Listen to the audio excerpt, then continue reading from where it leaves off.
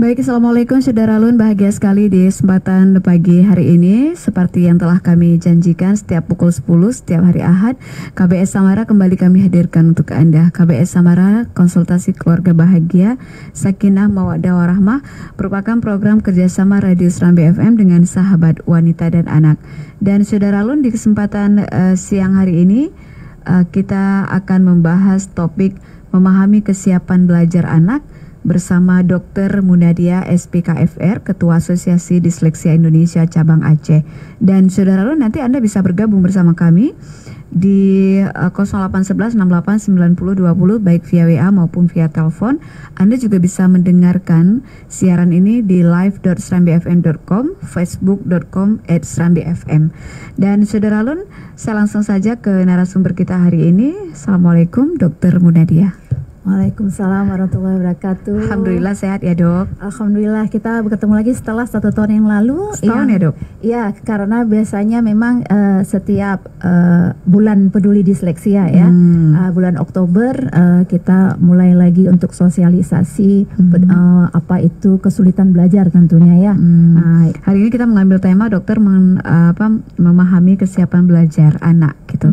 Berarti kan dok, anak itu kan pasti ada ngaruhnya dari waktu lahir, kemudian dia sudah berusia setahun, 2 tahun, 3 tahun. Nah, persiapan apa yang mesti kita lakukan sebelum nanti kita proses belajarnya masuk? Kan anak-anak itu dokter biasanya kan masuk belajar di usia yang PAUD udah mulai gitu. Jadi sebelum SD aja sudah ada PAUD. Nah sekarang, nah konon lagi ada yang 3 bulan dan ditaruh loh dok ke tempat-tempat penitipan. Nah ini kan ini ya. Baik, sebelum kita belajar bertanya lebih lanjut, dokter bisa memberikan cerahannya dulu tentang topik kita. Silakan. Ya, terima kasih. Bismillahirrahmanirrahim. Jadi kita samakan dulu persepsi belajar itu ya. Nah sebenarnya kapan sih secara perkembangan otak itu seorang manusia udah mulai belajar? Nah sebenarnya sejak kita lahir proses belajar sudah berlangsung seiring dengan perkembangan otak. Jadi kan otak itu berkembang tentunya dengan diberikan suatu stimulasi sehingga si anak belajar. Misalnya di saat lahir dia menghisap ASI ya kan.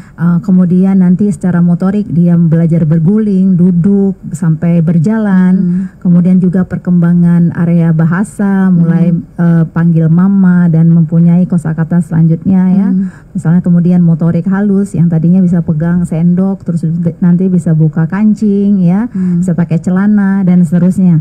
Nah sebenarnya proses belajar itu sudah di awal kehidupan.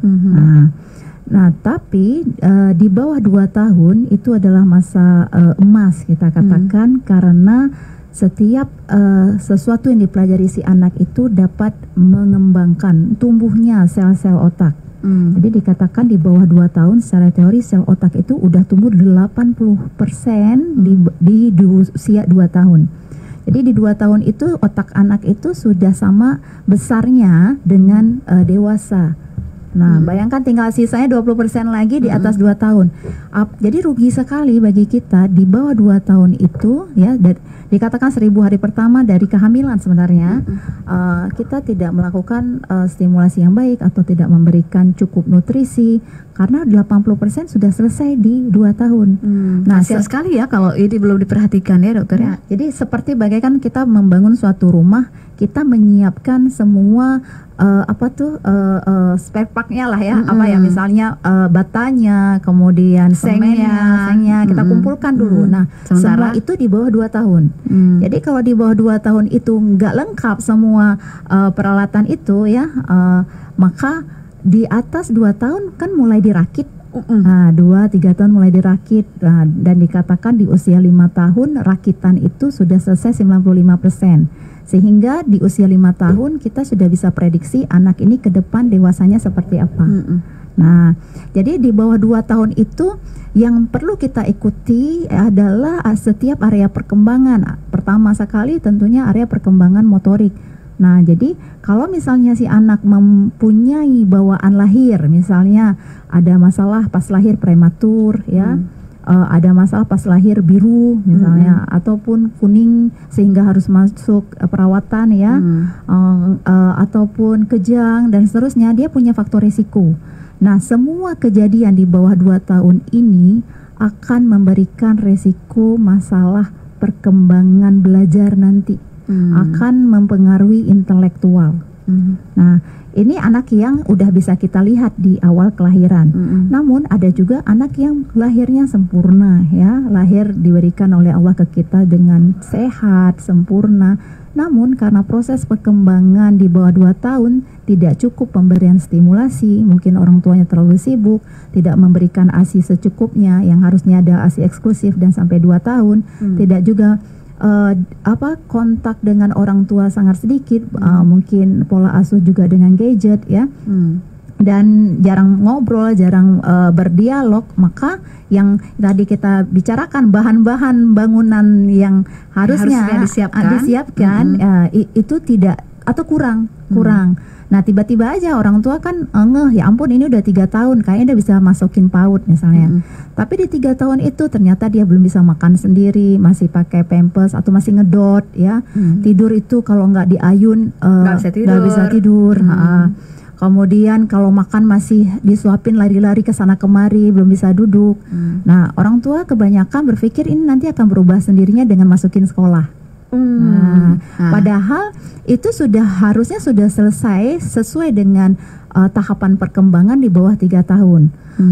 Kemudian kan orang tua nanti juga bisa sendiri. Anaknya misalnya kebanyakan ini yang normal ya, kita bicarakan yang normal, karena kalau yang dari lahir itu sudah kelihatan dari awal dan biasanya orang tua lebih menerima karena udah kelihatan misalnya persiapannya pun dilakukan gitu ya. Jadi kalau udah yang tadi ya prematur udah kelihatan misalnya, atau cerebral palsy udah kelihatan masalah motorik, nggak bisa duduk di usia 1,5 tahun. Nah orang tua udah lebih menerima itu. Jadi dia nggak berpikir lagi nanti sekolah atau gimana, lebih menerima. Tapi yang lahir normal nih, lahir normal biasanya yang sangat mempengaruhi proses belajar pada anak normal itu adalah gangguan berbahasa. Jadi orang tua merasa ntar bisa ngomong sendiri, nanti bisa juga kok gitu ya. Nanti juga bisa, dulu kakaknya juga seperti itu. Atau bapaknya juga seperti itu ya. Salah tuh. Padahal setiap area perkembangan yang tidak sesuai dengan umurnya itu semuanya berefek pada kemampuan intelektual yang nantinya kemampuan mengelola diri dan mengatur dirinya, terutama di proses belajar sekolah dasar dan seterusnya sampai kuliah. Jadi nggak ada kita ujuk-ujuk udah deh di PAUD ntar pasti bisa. Kemudian nanti usia mungkin 4 tahun kita pindah sekolah aja deh. Sekolah lain lebih bagus gitu lebih ya. Bagus, cari yang gimana ya. Tapi anaknya tidak ada diusahakan untuk mencari di mana sih masalah utama dari perkembangan yang tidak tercapai itu. Nah, dari 5 tahun yang harusnya sudah permanen, begitulah dia ke depan udah kalang kabut orang tuanya. Karena anaknya ternyata sama sekali tidak pernah bisa, nggak punya teman ya, nggak bisa menyapa, nggak bisa ngomong sama orang. Kalau di sekolah mainnya sendiri aja, tiba-tiba nanti bisa mukul anak orang atau merebut, merampas ya. Tibalah SD. Nah di SD ini biasanya baru ke kalang kabut mencari sekolah yang mau menerima. Biasanya kan pasti yang mau menerima sekolah swasta ya, karena sekolah reguler itu banyak syaratnya, anak udah harus duduk, atau kalau nggak ada sekolah kelas inklusi biasanya ditolak dari sekolah tersebut. Nah karena kita misalnya orang tua punya biaya besar, pasti cari sekolah yang mahal kan. Terkesan anaknya aman di situ, aman. Jadi mereka terus mencari keamanan ya, safety zona aman pada anaknya tanpa mencari masalahnya sebenarnya di mana. Jadi aman terus nih sampai kelas 6 SD. Nah, kebanyakan di kita yang sangat menyedihkan ketemu gitu anak-anak misalnya, biasanya mereka kelas 4 SD udah mulai nolak sekolah. Yang tipe-tipe kayak gini ya. Karena tugas yang diberikan udah sangat kompleks, mereka harus selesaikan dalam waktu yang cepat. Guru pun sudah menganggap mereka harus ngerti, ya, nggak ada excuse lah untuk itu aja kamu nggak bisa, ya sedikit lah ya. Teman-teman juga udah mulai, ini kok nggak nyambung, ini segala macam. Biasanya di kelas 4 SD itu bumerang ya, anak-anak mulai nggak sanggup sekolah, nolak sekolah, menolak sekolah lah, ya. Mulailah terlalu banyak beban gitu ya. Iya, mulailah mencari ahli untuk itu. Tapi kalau udah datang di usia seperti itu, terus terang nggak banyak lagi yang bisa kita perbuat. Bahkan hampir program kami dari profesional, terutama saya yang memang menangani pasien seperti itu syarat pertama keluar dulu dari sekolah. Dan itu nggak mudah diterima dari orang tua. karena udah kompleks sekali. Jadi si anak ini bukan hanya saja masalah bahasa yang nggak bisa ngomong atau perilaku yang sangat mudah marah ataupun nggak bisa menyampaikan apa yang diinginkan. Dia udah kecemas pun dia udah nggak tahu lagi itu cemas, sehingga udah muncul misalnya di wajahnya itu tik itu yang goyang-goyangan di mata atau kedip-kedip mata, lehernya goyang-goyang gitu ya. Yang disangka sama orang tuanya ya itu biasa, padahal itu kecemasan yang udah dia pun nggak tahu itu udah cemas, udah masuk alam bawah sadar ya. Nah itu komorbid itu kelainan penyerta gitu ya? itu yang terus berkembang, kecemasan, nggak percaya diri lagi, kemudian sudah mempengaruhi bisa nanti ke arah kalau anak ini pada saat lahir ternyata ditakdirkan intelektual sangat tinggi, tapi dia mempunyai masalah keberbahasaan yang tidak diikuti atau cara pola asuh yang tidak tepat, ya saya ucap langsung lah, misalnya dia disleksia ya, yang mempunyai kemampuan out of the box sebenarnya, tapi nggak tahu caranya, maka anak-anak ini bisa masuk ke kelompok disabilitas yang harusnya tadi dia bisa bermanfaat bagi negara, berguna, tapi dia memang punya kelemahan mungkin di bahasa, tapi punya kemampuan desain segala macam. Nah, si orang tua terus menyekolahkan anak pada sekolah safe ya, aman untuk dia tanpa memikirkan oke, ini kurangnya dia, ini kelebihannya dia. Mari kita asah kelebihan, kekurangan kita bantu. Tapi tidak berpikir seperti itu karena memang melawan arus. Tiba-tiba di kelas 4 SD atau kelas 5 SD anak bisa aja tuh misalnya belum bisa mandi sendiri atau nggak pernah mau cuci rambut ya. Pas kita bantu untuk buru-buru kita mau masuk ke program bahasanya, program dia mau ngomong, program dia bisa tersenyum karena kan udah cemas ya. Setiap melihat orang lain takut, setiap melihat orang lain itu masuk kamar ya. Dia udah khawatir aja setiap ketemu orang asing. Nah kemudian mulai kemandiriannya dia, ternyata dia nggak pernah cuci rambut juga. Pas kita buka jilbabnya kutunya banyak sekali ya. Itu umur 11-12 tahun ya. Makan pun masih belepotan, makanya dia malu sekali karena dia nggak tahu cara makan yang benar. Nggak mampu mengelola diri, bawa ini bawa itu, nggak mampu. Misalnya sekolah besok butuh ini, dia nggak bisa, selalu disiapkan sama orang tua. Pakai sepatu semuanya masih disiapkan padahal usianya udah 12 tahun gitu. Nah hal-hal yang sepele begitu orang tua menyangka itu akan berubah sendirinya, enggak ternyata. Ya baik ya, Saudara Alun dimanapun Anda berada. Nah kita hari ini berbicara tentang memahami kesiapan belajar anak ya. Kata-kata dokter, orang tua selalu menganggap bahwa suatu ketika seiring perjalanan waktu bisa sendiri. Nah itu kan kata-kata yang sering ternyata tidak gitu ya. Waktu tidak baru melihat orang-orang yang bisa membantunya gitu ya. Tapi kita kembali lagi ke proses tadi dokter ya, proses belajar anak-anak yang ada nggak anak-anak yang gini dokter, dibiasakan dari kecil, ternyata dia sampai besar terbiasa dengan hal-hal seperti itu, sehingga misalnya tadi hal yang kecil ya, dia siap untuk masuk PAUD, dia siap masuk TK, dia siap masuk SD, dia sudah dibiasakan semuanya di rumahnya atau orang tuanya. Nah apa pengaruhnya juga untuk orang-orang yang tidak dibiasakan tapi dia bisa sendiri dengan seiring perjalanan waktu bergaul bersama teman-temannya. Nah ada nggak korelasinya kedua hal tersebut? Oh ada. Jadi kita tidak boleh melupakan genetik ya. Jadi setiap anak yang tadi berpotensi mempunyai kesulitan belajar padahal dia mempunyai intelektual yang baik, itu biasanya ada genetik yang langsung diturunkan dari orang tua, yaitu masalah berbahasa. Jadi yang tadi misalnya anak ini tidak punya masalah, orang tuanya baik-baik aja ya, tidak punya genetik disleksia lah misalnya ya, tidak ada dulu orang tuanya mana-mana aja tuh kemampuan bahasanya sesuai. Nah ini akan berbeda dalam perjuangan di akademik. Ya, karena akademik itu semuanya bermain bahasa lisan ngomong, bahasa tulisan harus nulis, bahasa membaca ya, presentasi nanti lagi ya. Semuanya bahasa.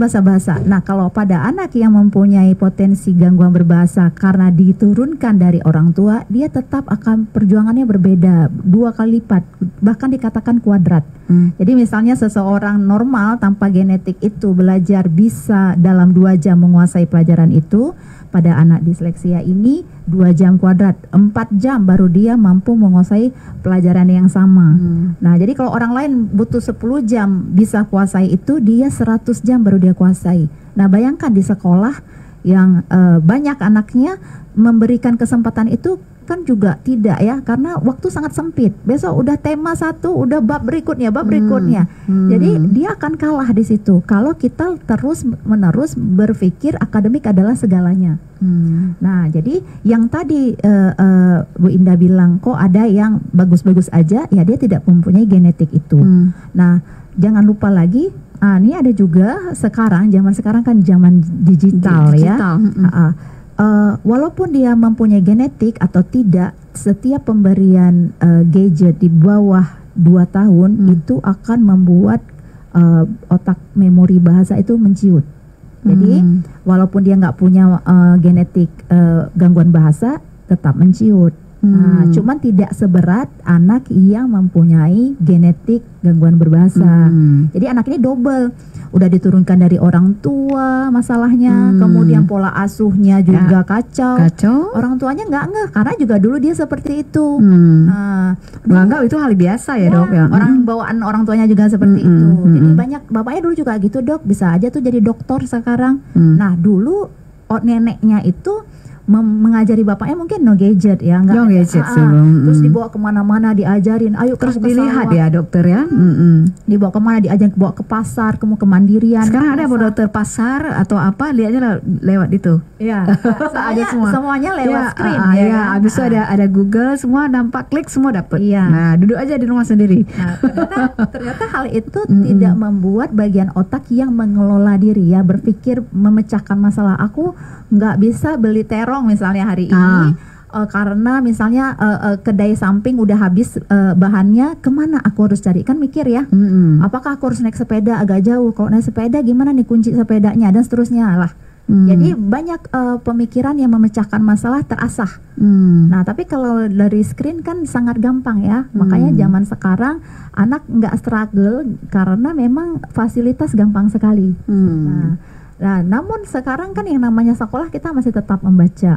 Nah, masih tetap berkomunikasi sama orang lain, walaupun komunikasi dengan screen juga tinggi ya, tapi masih ada. Nah, disitulah mereka nanti kelihatan kelemahannya, nggak bisa bergaul ya, nggak bisa menyampaikan ke ibunya, Ma tadi ibu guru mengatakan besok kita libur atau liburnya 2 hari, nanti bawa peralatan ini, dia nggak mampu. Jadi orang tuanya karena udah tahu anaknya begitu, selalu punya cara lain, tanya sama orang tua lain dan seterusnya. Jadi anak selalu dalam keadaan aman, nggak pernah terasah untuk kamu harus mikir sendiri. Nah, itu sepertinya dikasih terus ya dokter ya? Ya, di servis ya. Di servis.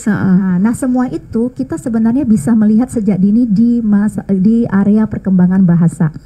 Jadi kalau anak misalnya kita udah lihat di usia 1 tahun belum mengucapkan satu kata, bahkan dia nggak mau ngelihat kita, misalnya ke matanya itu kalau kita panggil ataupun dia nggak noleh ya. Kemudian dia waktu kita ajak ngobrol nggak tertarik melihat kita tapi kemana-mana. Itu pondasi belajar loh, karena pondasi belajar itu atensi mata itu sangat penting untuk memperhatikan seseorang memberi informasi, atau guru sedang ngajar ke depan, dia memberikan perhatian sehingga dia mengingat apa yang dikatakan guru. Nah, itu sudah kita bisa lihat di bawah 2 tahun. Misalnya di 2 tahun dipanggil nggak noleh, nggak bisa diam, kemampuan kosakatanya yang harusnya di 2 tahun tuh 50 sampai 100 kata, dia baru 1-2 kata ataupun di ujung-ujungnya saja. Harusnya di 2 tahun kan sudah merangkai 2 kata minimal. Nggak mau, Ma sini, mau itu, udah mulai gitu. Kemampuan memori dalam suku kata sudah mampu diingat 6 suku kata, ma, in, sini, yuk. Nah, kira-kira gitu ya. Jadi itu di usia 2 tahun. Kemampuan merangkai, mengumpulkan suku kata. Nah, di 2 tahun masih ngomong bil, mobil gitu maksudnya. Itu pun tidak jelas bil atau bum. Nah, belum ada kata. Harusnya kan 2 tahun sudah 50 sampai 100 kata. Nah, ini sudah bisa kita prediksi anak ini bakalan sulit nanti di area membaca Karena membaca, contoh lah kita belajar bahasa Inggris ya, misalnya contoh kata impossible gitu. Nah, mengucapkannya aja kita nggak bisa. Tiba-tiba disuruh baca impossible gitu. Ngucapin aja nggak bisa. Ya gimana bisa baca? Itu logikanya aja lah. Jadi setiap anak yang memiliki kosakata minim, dia beresiko sangat besar dalam proses membaca. Nah, belum lagi nanti memahami bacaan. Nah, jadi kita udah bisa lihat di bawah 3 tahun kemampuan bahasa anak. Ini kita ngomong khusus untuk anak normal ya, intelektual normal ya, bukan anak yang membawa masalah-masalah kongenital yang tadi prematur dan seterusnya ya, susunan saraf pusat terkena enggak. Kita ngomong yang normal, yang diberikan oleh Allah itu sehat di tangan kita. Nah, namun karena pola asuh yang tidak kita berikan dengan tepat, orang tuanya sangat sibuk, nggak pernah ngomong, atau ketemu anaknya itu hanya malam saja, hanya sore aja, kita pun udah lelah. Jadi nggak pernah ada dialog sama anak. Kemudian dititipkan di PAUD, dan nggak tahu pula PAUD-nya itu nonton. Walaupun nonton edukasi ya, tapi itu nonton doang ya dokter. Tetap screen time ya, waktu menonton screen itu membuat kemampuan otak bahasa terutama yang memori menciut. Apapun, mau edukasi mau apa, bukan nonton film atau apa, pokoknya screen. Nah, jadi memang tidak dibolehkan oleh Association American Pediatric itu ya, WHO lah gitu ya, udah mengatakan emang nggak boleh di bawah 2 tahun itu tersentuh screen, TV kah. Tapi sekarang kita gimana ya dokter ya? Ngeri kali sudah. Ya udah, jangankan 2 tahun, jangankan 2 tahun dokter. Anak yang baru saja bisa melongo sebentar, misalnya bisa ini setahun ya, sudah mahir sekali menggunakan gadget gitu. Sabar aja, di bawah 3 tahun, di bawah 3 tahun jangan ada dulu. Di atas 3 tahun nanti kita berikan dengan kita kawal gitu ya. Harus ada yang mendampingi. Harus di atas 3 tahun. Jadi nggak ada itu, tidak ada sama sekali di bawah 3 tahun. Saya sampai nyari itu sejauh mana sih yang nggak boleh screen time itu ya. Ternyata misalnya lah, ibu menyusui nih, kan sebenarnya kan si ibu memandang wajah anak ya, harusnya gitu, ngobrol, iya adek hari ini semangat banget nih minumnya segala macam ya. Nah, ternyata kalau si ibu saat menyusui membuka gadget, nah kan mata anaknya, proses perkembangan bahasa di situ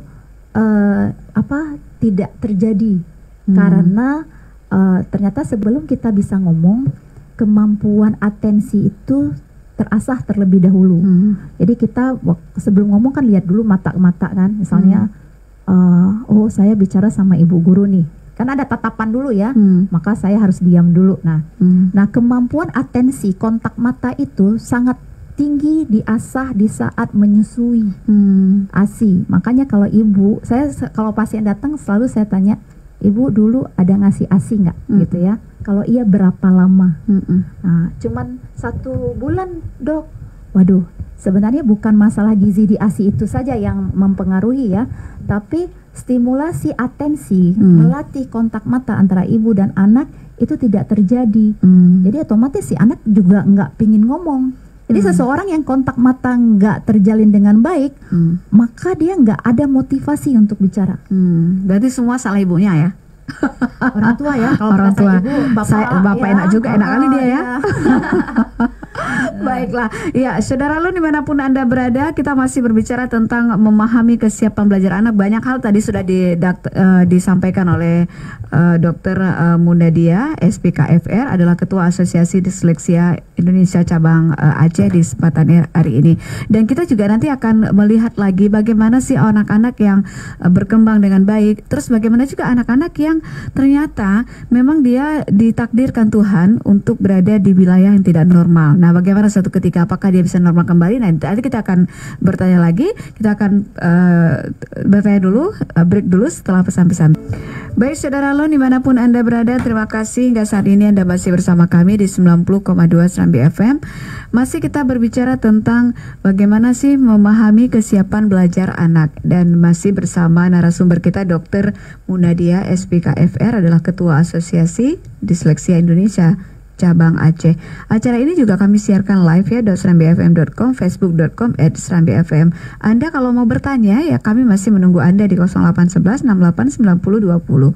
Dan dokter, kita tadi sudah banyak bahas tentang itu. Bagaimana kalau anak, dokter, yang memang ditakdirkan Tuhan, dia dulunya adalah masuk ke inkubator misalnya, anaknya kecil atau prematur lah, berat dan rendah, sehingga dia ada proses itu. Apakah suatu ketika dia, tapi setelah itu dia dikasih ASI mamanya, pokoknya dijagalah setelah itu, apakah ini akan mempengaruhi ke depannya atau dia ada apa dengan dia gitu, anak-anak yang tidak ditakdirkan normal? Ya, jadi sebenarnya penting sekali ya deteksi dini seseorang mempunyai masalah perkembangan otak. Jadi otak ini nanti yang akan mengendalikan berpikir bagaimana dia mandiri. Jadi kita sebenarnya berharap semua anak kita mandiri. Andai katalah umur kita nggak panjang, dia masih bisa hidup sendiri, mencari nafkah sendiri ya, tidak meminta pada orang lain. Itu yang harus kita pikirkan. Sekarang kita kejar-kejaran waktu, selain dengan masa terbatas dari perkembangan otak, umur kita nggak pernah tahu yang namanya orang tua. Jadi kalau kita menservis dia terus, kita nggak menyiapkan dia bagaimana saat kita nggak ada. Belum tentu siapa mau tantenya, mau siapa mau menservis anak kita seperti kita servis. Jadi setiap ada masalah perkembangan dan kita temukan di bawah 2 tahun, yang akan kita pikirkan ini bagaimana cara anak ini intelektualnya atau apapun semua perkembangan itu mencapai maksimal semampu dia, karena dia memang sudah mempunyai masalah sejak kecil. Jadi target kita untuk anak-anak berkebutuhan khusus, misalnya tadi yang prematur, kan kita udah, kalau udah ketemu pasien prematur, kami para medis ini udah mengikuti setiap 1 bulan, 2 bulan, lihat perkembangannya ada yang tertinggal nggak, 3 bulan, kalau ada segera tangani. Karena penanganan di bawah 2 tahun itu jauh outputnya, hasilnya lebih baik dibandingkan setelah 2 tahun. Di atas 2 tahun. Kalau di atas 2 tahun ya hasilnya udah jelek lah. Nggak banyak lagi yang bisa dibantu. Apalagi udah di atas 5 tahun ya, udah permanen. Apalagi di atasnya lagi lah, di atas 2 aja susah ya dok ya. Target jangka panjang kita adalah mandiri. Mandiri itu kan luas sekali ya, bukan harus sekolah saja. Kadang ada orang atau individu nggak sekolah tapi dia bisa hidup sendiri, menafkahi diri dia sendiri. Jadi jangan mindset kita ini harus sama dengan anak orang lain, harus sekolah. Padahal anak kita kemampuan di akademik sangat terbatas, tapi dia punya kelebihan lain. Nah, jadi yang tadi kasus Bu Indah ceritakan, jika dia udah mempunyai masalah di bawah 2 tahun, tangani segera apa yang terlihat yang tidak sesuai tahapan perkembangannya. Apa itu motorik dulu, apa itu bahasa dan seterusnya.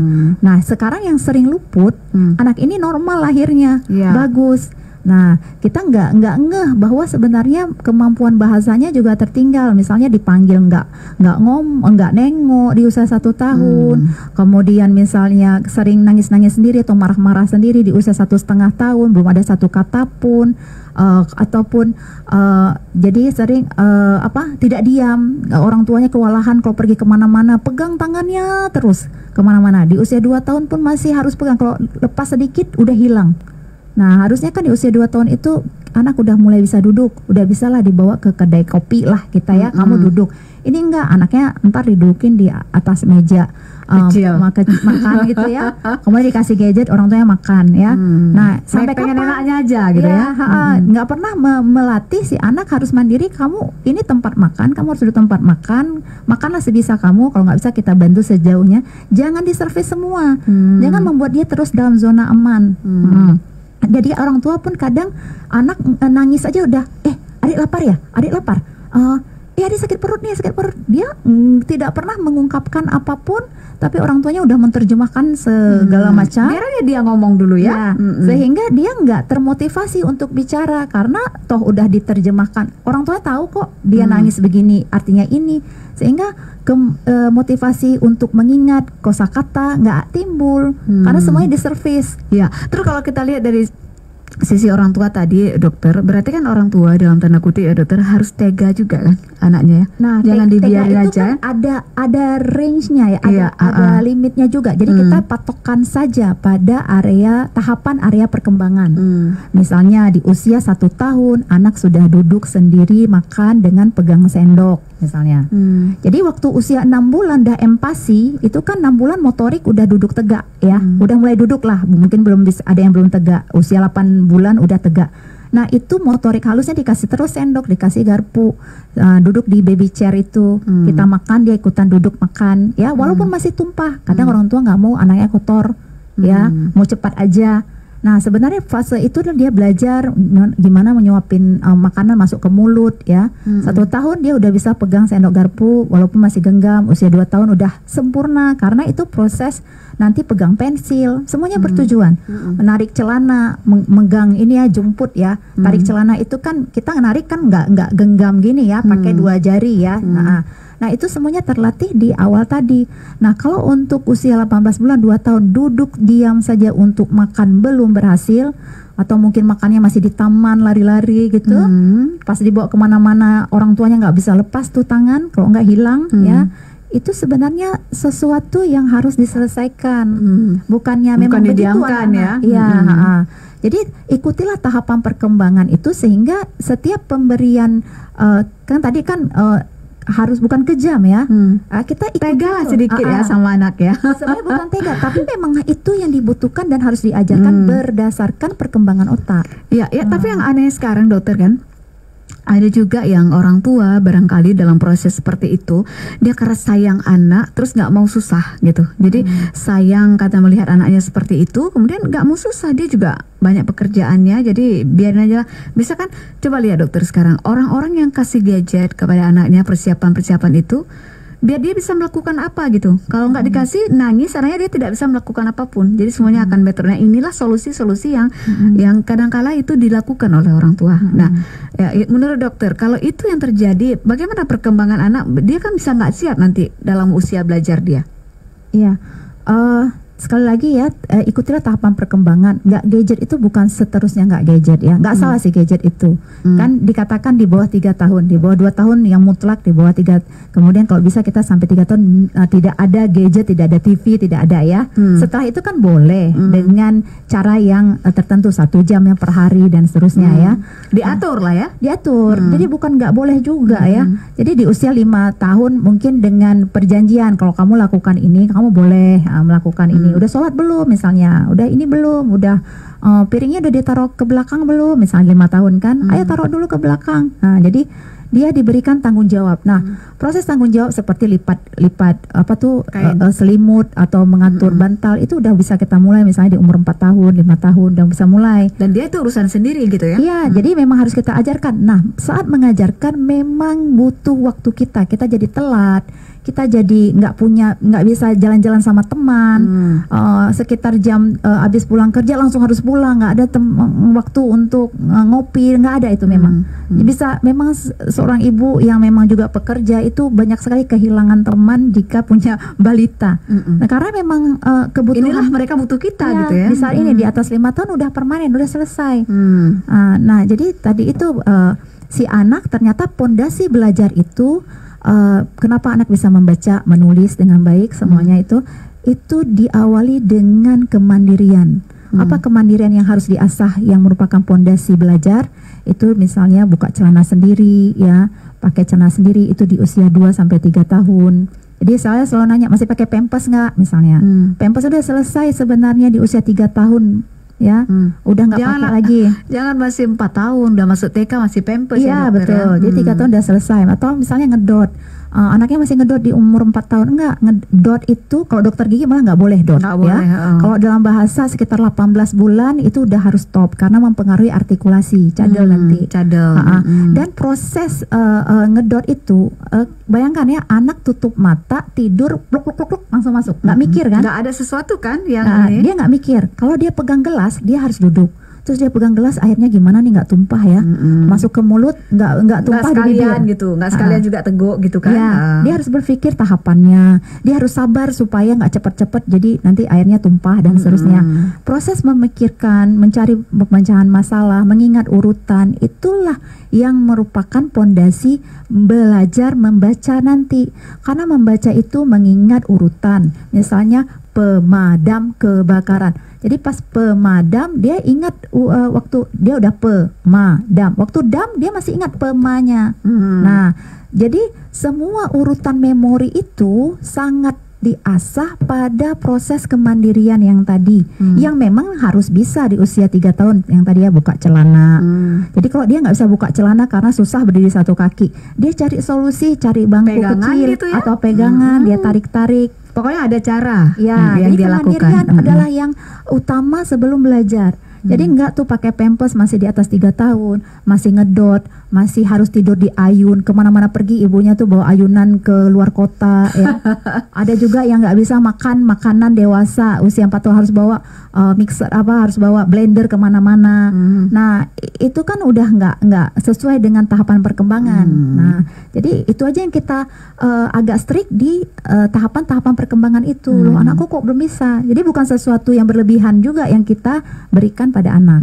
Berarti pantauan, kemudian langkah-langkah tadi yang paling penting ya, yang tahap perkembangan itu harus tahu orang tua. Harus.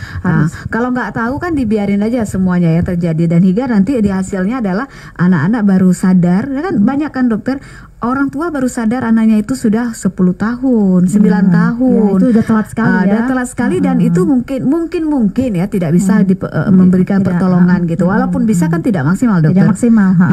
Dan ya, saya kembali tadi ke dokter, bagaimana memahami kesiapan belajar anak ya, banyak hal sudah dokter uraikan. Nah, paling penting juga dokter, bagaimana anak-anak itu mau dan mengikuti tahapan itu. Kalau tidak mau gitu mengikuti tahapan itu, kan ada dokter anak-anak yang sudah ditetapkan tahapannya, sudah diajarkan tapi tidak mau juga.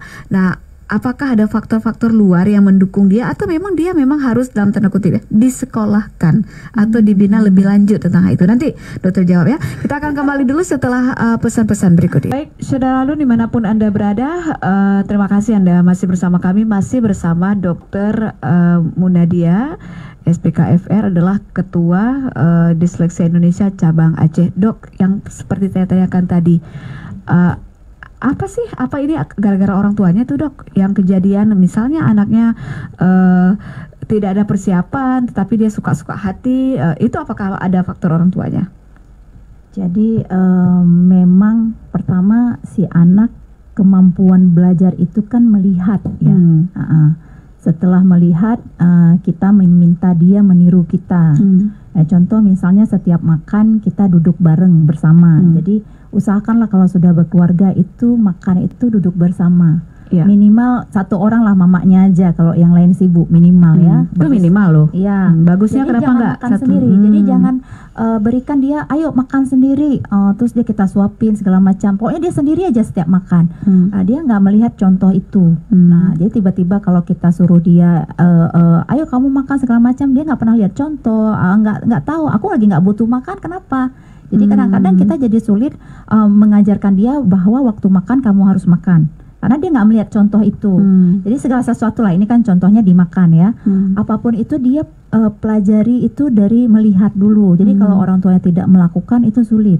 Nah, misalnya kita suruh sholat tapi kitanya nggak sholat, atau ntar lagi atau segala macam. Tapi ayo sholat dulu, tapi kitanya enggak. Jadi harus bareng-bareng sama orang tua. Jadi kalau setiap program yang termasuk HP ya. Jadi kalau saya programnya orang tua tidak pakai lagi gadget, smartphone di rumah.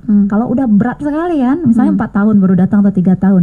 PR pertama memang TV nggak ada lagi misalnya. Gimana dong nggak ada lagi? Nggak ada itu memang dikardusin, memang nggak terlihat lagi. Karena anak misalnya pas bangun pagi udah tahu TV itu enak ya ditonton. Tiba-tiba kita bilang jangan, tidak, kebanyakan. Jangan, tidak, nggak boleh nonton kata dokter. Dari dalam otak dia ini kan dokter. Kecewa dia, kok dilarang-larang mulu sih? Apa salahku sih? Kemarin boleh, hari ini nggak boleh. Jadi bendanya nggak ada aja sekalian. Nah begitu juga dengan HP, orang tuanya juga nggak pegang smartphone lagi. Kalau terpaksa pekerjaan mau nggak mau ya sembunyi dulu. Ada waktu buka. Gitu ya. Karena ini efek yang udah kita berikan sama ini. Jadi kalau itu nggak di tip X dulu, program berikutnya nggak bisa masuk. Karena anak terus marah kan ke kita. Kok ini nggak boleh, itu nggak boleh. Jadi semuanya itu memang dia melihat dulu. Baru kita bisa meminta dia. Nah usia 55 tahun kita udah bisa negosiasi. Ayolah bang buat seperti ini. Nanti kalau abang buat ini kita boleh deh ada reward, misalnya reward yang juga bermanfaat. kita jalan-jalan deh di Sabtu Minggu, abang mau kemana dan seterusnya. Nah jadi 5 tahun 6 tahun udah bisa negosiasi setiap meminta dia untuk melakukan hal yang baik. Nah tapi kalau dari diri kita sedikit pun tidak memberikan contoh itu sulit. Sulit. Teladan sebenarnya kalau kita lihat dalam agama kita ya dokter ya, kan tidak terlepas ya keteladanan dari orang tua jadi mutlak. Iya, iya. Pelajaran ini ya pas saya belajar ya ampun itu itu benar-benar semuanya yang dari agama kita. Benar sekali. Dokter spesialis sudah tahu ilmu setinggi apapun kalau kita kembali ke Al-Qur'an semua ada ya dokter ya. Betul. Dan itu menjadi bagaimana kita hari ini KBS Samara mempersiapkan kesiapan belajar anak, memahami kesiapan belajar anak tidak hanya teori ya dokter. Iya. Jadi jangan kita berpikir kita ngasih ke sekolah guru yang akan dia akan berhasil, enggak. Jadi program rumah itu adalah hal yang utama karena anak paling lama di rumah. Iya. Nah, dan program utama itu sekali lagi saya tekankan kemandirian adalah yang utama. Tolong tolong orang tua memang memberikan waktu ngajarin anak untuk makan sendiri ya. Jadi kadang-kadang kan sekolahnya jam 8 dok, kita buru-buru semua jam 8 itu kan. Nah, saya kadang-kadang bilang ibu cuti dulu deh 2 minggu, bentuk dulu. Setelah dibentuk baru nanti kita misalnya titip sama si kakak, pokoknya dia makan setengah 8 udah, gitulah kan. Tapi kalau nggak pernah dibentuk dan kita terus menservis karena kita terlambat, itu kita cukup egois ya. Berarti kan enak di kita. Si anak nggak pernah mendapatkan pelajaran yang semestinya. Tiba-tiba kita suruh dia sekolah berharap dia udah makan sendiri semua sendiri. Jadi saya pernah tuh mendapatkan seorang individu udah dewasa banget, mungkin udah 40-an lah ya. Itu masih pulang kerja tuh disuapin sama orang tuanya, bukan dia nunupin orang tuanya. Dia udah manajer padahal. Kalau enggak dia nggak makan. Tapi orang tuanya bangga loh dok sebagian. Nah orang tuanya bilang kalau nggak disuapin dia nggak makan, ntar sakit. Dia kan kerja tuh dari pagi sampai malam. Ya udah sakit aja. Sebenarnya kan gitu ya. Tapi gitulah si orang tua terus. Jadi malam-malam misalnya anaknya ngasih telepon kerjaan kan, itu orang tuanya nyuapin loh. Waduh. Dan akhirnya memang anak tersebut enggak menikah karena dia nggak siap nanti akan melayani pasangannya ya. Tapi begitulah kalau kemandirian tidak dilatih di awal, kita nggak menyiapkan si anak harus berpikir sendiri hidupnya. Iya. Memulai kehidupannya sendiri. Terus tiba-tiba aja kita pingin anak mandiri masuk pesantren gitu ya. Bukan salah pesantren sih, tapi mindset orang tua kirain masuk pesantren anak langsung bisa mandiri sendiri. Padahal di rumah nggak pernah diajarkan ke arah sana. Ya si anak nanti ya stresan sendiri ya. Gara-gara di rumah nggak pernah dilakukan, tiba-tiba di ini habis-habisan misalnya. Nah jadi maksud saya janganlah berharap sekolah lah yang menyelesaikan itu semua. Nah jadi mulailah dari usia 3 tahun, berikan waktu, ajarkan kemandirian yang memang sesuai tahapan. Misalnya tadi ya yang ngedot, makan sendiri, nggak banyak kan, mandi sendiri. Jadi 3 yang harus dia kuasai seorang anak di bawah 3 tahun itu, makan sendiri, pakai baju, buka baju, pakai baju, dan mandi. Masih berproses sampai 5 tahun. Di 5 tahun sebentar lagi masuk sekolah dasar itu udah selesai. Nah 5-6 tahun dia udah mulai mengingat memori akademik ya. Jadi anak itu sulit nanti mengingat urutan matematik, kurang ke bawah segala macam karena nggak pernah terlatih memori di rumah. Misalnya kalau mandi aku harus ambil handuk dulu. Jangan pas masuk kamar mandi nggak ada handuk, tiba-tiba lari telanjang keluar. Nah itu masih terjadi misalnya usia 10 tahun kan, ya kan nggak etis. Karena nggak ingat memori tahapan harus mandi itu siapkan apa dulu. Nah dan seterusnya. Sehingga kadang-kadang dia nggak mandi atau cuma basahin aja di wastafel gitu ya. Sehari, 2 hari, 3 hari banyak panunya segala macam karena nggak pernah mau mandi. Kalau mandi selalu kelupaan handuk, lupa diambil. Dan setelah mandi biasanya handuknya taruh di mana, dijemur langsung atau di mana gitu ya. Nah, baru nggak kita 10 tahun berkutu, anak kita kan banyak panuan. Ada apa gitu ya. Gatal-gatal segala macam. Ya baik. Ya dokter, kita sudah berada di penghujung kebersamaan